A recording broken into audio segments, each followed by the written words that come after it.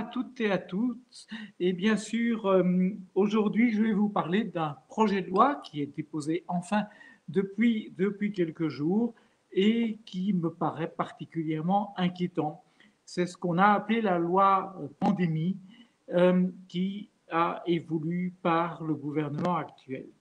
Alors chacun le sait, depuis quelques semaines, un doute sérieux est né dans la population et chez les politiciens quant à la légalité des multiples mesures qui restreignent nos libertés depuis près de 14 mois. Le président du tribunal de première instance de Bruxelles a constaté cette illégalité et ordonné d'y mettre fin dans les 30 jours, et ce pour toutes les mesures qu'il juge illégales, c'est-à-dire pratiquement toutes les mesures Covid. Ce délai n'est pas encore expiré. L'État a interjeté appel, mais l'on sait désormais qu'il est quasiment impossible que cet appel soit tranché avant l'expiration du délai de 30 jours. Et comme cet appel n'est pas suspensif, cela voudrait dire que l'État devrait payer des astreintes par jour de retard, d'où une certaine panique au sein du gouvernement. Et cette conclusion, puisque tout ce que le gouvernement a fait dans ce domaine en matière de restriction des libertés face à la pandémie est illégal ou est susceptible de l'être, on décide de s'adapter. Alors évidemment pas en faisant ce que le tribunal a ordonné, c'est-à-dire en mettant fin à toutes ces mesures liberticides. Non, pour être en conformité avec la loi, eh bien pour le gouvernement, ce qu'il faut faire, c'est changer la loi, tout simplement. D'où le dépôt en catastrophe à la Chambre d'un projet de loi appelé relatif aux mesures de police administrative lors d'une situation d'urgence épidémique.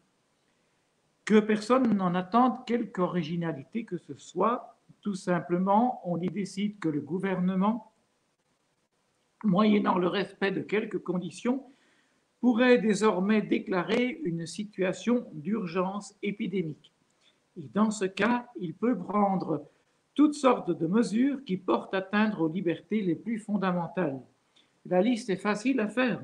Ce sont tout simplement toutes celles que nous avons dû subir ou que nous subissons encore depuis mars 2020.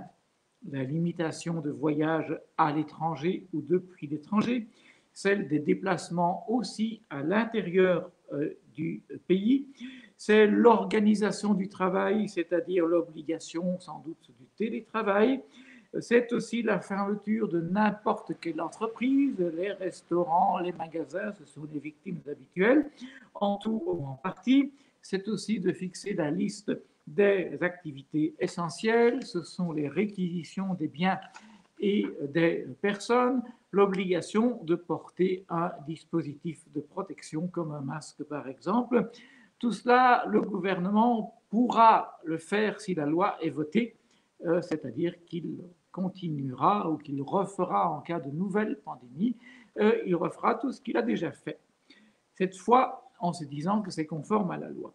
En somme, on légalise des pratiques qui ne l'étaient probablement pas permises, mais rien ne change concrètement. Ce que d'aucuns ont appelé, à mon avis à juste titre, une dictature sanitaire peut continuer. Seul changement, désormais, elle sera autorisée par la loi parce que l'arrêté royal qui décrétera la situation d'urgence épidémique devra être approuvé par le Parlement dans les 15 jours, sans quoi il cessera ses effets. Ce qui veut quand même dire que pendant 15 jours, et contrairement à l'avis du Conseil d'État, ces règles qui n'auront été approuvées par personne auront été en vigueur quand même. Alors, nous voilà bien avancés.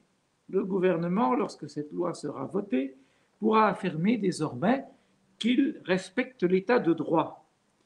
Il aura mis le temps pour le faire, mais c'est sans doute exact sur le plan formel. Cette fois, il semble que les décisions auront été prises avec l'accord des représentants du peuple. Encore faut-il relever que le Parlement, dans ce système, ne pourra que soit donner un chèque en blanc au gouvernement en entérinant la situation d'urgence épidémique, soit il devra refuser entièrement, mais il ne pourra pas remettre en cause l'une ou l'autre des mesures, aussi sévères, aussi injustifiées soient-elles. Mais surtout, ce respect de l'état de droit sera purement formel. Sur le plan du fond, les mesures anti-pandémie resteront de nature très autoritaire et elles seront celles que l'on a édictées, mais finalement dans toutes les dictatures pour d'autres raisons. Interdiction d'entrer et de sortir du pays, de se déplacer, de travailler, de se réunir, de manifester, d'aller à un office d'un culte, d'être soigné si le pouvoir décide de restreindre l'activité des hôpitaux et des médecins. Mais tout ça, c'est des choses qu'on fait quotidiennement dans les dictatures et que l'on veut permettre en Belgique seulement parce que l'on constate une situation d'urgence épidémique. Ce que la loi fait, c'est seulement de changer les procédures pour nous imposer ces multiples interdictions. Faut-il rappeler que dans pratiquement toutes les dictatures, des mesures de ce type sont prises en conformité avec des lois, oui, là aussi, souvent votées par des parlements plus ou moins représentatifs. L'esclavage n'était pas contraire aux lois formelles dans les pays où il était autorisé. Les dictateurs aussi ont à leur botte des parlements qui sont plus ou moins élus correctement pour entériner leurs décisions. Lorsqu'on critique Poutine, par exemple, ce n'est pas pour dire qu'il enfreint les lois russes, je pense que ça ne doit pas arriver, mais pour dire que ces mêmes lois russes ne respectent pas les droits fondamentaux de tout être humain, que celui-ci, homme ou femme, acquiert du seul fait de sa naissance sans avoir besoin d'une loi pour les consacrer et sans qu'une loi doive pouvoir, dans un état de droit, y porter atteinte. C'est ça le contenu réel de l'état de droit. La loi pandémie, que la Chambre votera sans doute, est une loi scélérate, je n'ai pas peur de le dire. Au lieu de protéger nos libertés, elle vise à permettre qu'on y porte atteinte dans le respect formel des lois.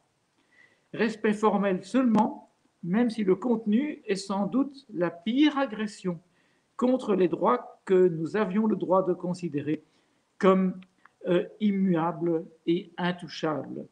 Tout cela se passe sous le règne d'un Premier ministre, Alexander De Croo, membre d'un parti officiellement libéral, mais qui semble avoir abandonné toutes ses idées philosophiques.